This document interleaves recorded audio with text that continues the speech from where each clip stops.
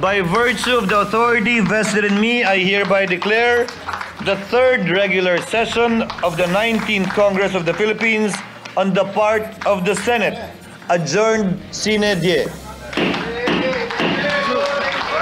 Matapos ang halos ilang linggong mainit na mga talakayan at debate, opisyal nang nagsara kagabi ang third and final regular session ng 19th Congress. Kasabay nito, nagbigay ng kani-kanilang valedictory speech ang mga graduating senator. Una sa mga nagpaalam si Senador Cynthia Villar na nagpasalamat sa tiwalang ibinigay sa kanya ng mga kapwa-senador para pamunuan ng ilang mahalagang komite.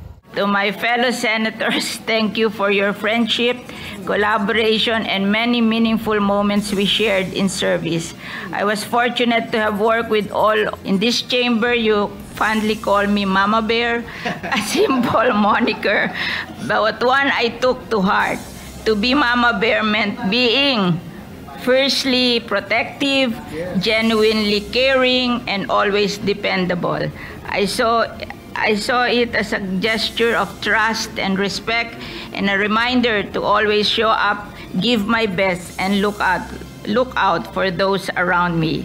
Emosyonal naman si Senador Grace Poe nang alalahanin ang nakalipas na 12 taong iginugol sa pagsisilbi at pagpapasa ng mahalagang batas na pakikinabangan ng mga Pilipino. Maaring bumagsak na ang tabing sa yugtong ito, ngunit ang kwento ko ay patuloy na isinusulat para sa mga pangako ko sa aking ama, kay FPJ, kay Susan, at sa milyong-milyong Pilipinong nagtiwala at naniwala sa akin. Bukas pa rin ang ating pahina. Baka naman may plot twist. Abangan ang susunod na kabanata, sabi nga ni FPJ, hindi pa tapos ang laban. Masakit man kay Senador Bong Revilla ang pagkatalo sa nagdaang eleksyon, na natili naman anyang buhay ang kanyang layunin na makapagsilbi sa tao. Today, maybe goodbye for some, while for others, it may be a transition.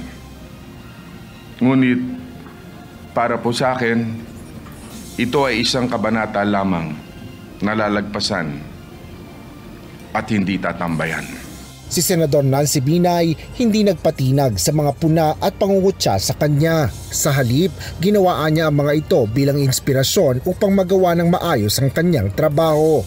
I am grateful for all the criticism, both the deserved and uncalled for, which has made my skin thicker.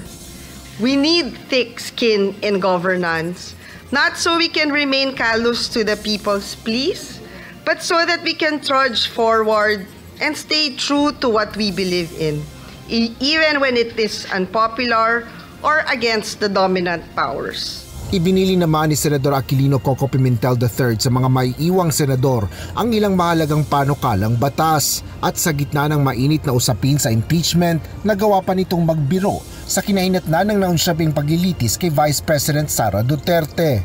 Marami akong lessons learned. For example, sana kung nagkamali, paano nyo kami nautakan? Oh. Yes, paano nautakan ng majority ay minority?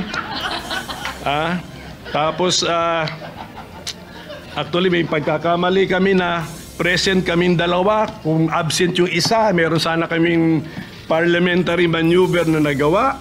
Hindi naman nagbigay ng talumpati si outgoing Senator Francis Tolentino.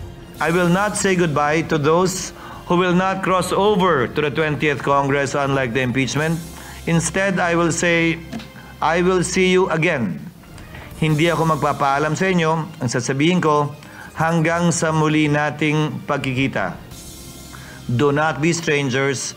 We are just here, and I look forward to working with you in government, in the Senate, and anywhere in the name and in the service of the Filipino people. Asher Cadapan Jr., UNTV News and Rescue. Diyos ang aming sandigan, serbisyo publiko ang aming pinahalagahan.